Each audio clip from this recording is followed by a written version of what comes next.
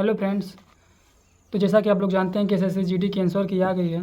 तो जो मैंने गलतियाँ की है बस उसी को आपके सामने मैं बताने जा रहा हूँ। और मैं यूपी से हूँ, यूपी के जनरल एरिया से हूँ, ओबीसी से हूँ।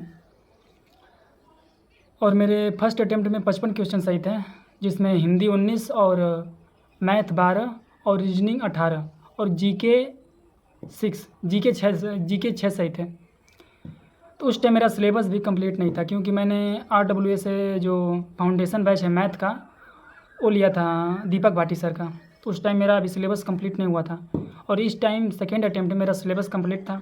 मेरे इस अटैम्प्ट में रीजनिंग के 18 क्वेश्चन सही थे और मैथ के 16 क्वेश्चन सही थे और जीके जीएस की 12 क्वेश्चन सही थे और मेरा हिंदी में सिर्फ 13 स्कोर था, जो कि सबसे बड़ा निगेटिव पॉइंट यही है।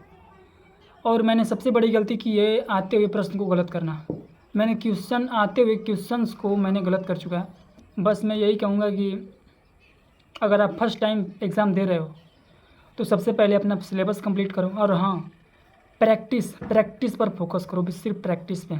आप जो कुछ भी पढ़ रहे हो, छोटा भी पढ़ रहे हो, बड़ा भी पढ़ रहे हो, छोटा सा कंटेंट पढ़ रहे हो या फिर आप कहीं से भी पढ़ रहे हो, मैं तो RWA से पढ़ा हूँ, आप कहीं से भी पढ़ रहे हो, सबसे बड़ा आप जिस भी चैप्टर को पढ़ रहे हो, चाहे छोटा हो या बड़ा हो, चाहे किसी भी सब्जेक्ट का हो, सबसे पहले आप उसका गहराई से प्रैक्टिस करो। सबसे बड़ी चीज़ है उसमें प्रैक्टिस।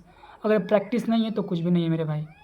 मेरा नंबर तो कम आ गया, कहीं ना कहीं मेरे में कमी थी, तभी मेरा नंबर कम आया है। और इस अटेम्प्ट में मेरे कुल मिलाकर 59 क्वेश्चन सही हुए हैं, जो टोटल 113 पॉइंट 2 पॉइंट करके काट पीट कर नंबर बना है, जो कि बहुत ही काफ़ी कम है। बस यही कहूँगा कि आप मेहनत करो, बस प्रैक्टिस करते रहो।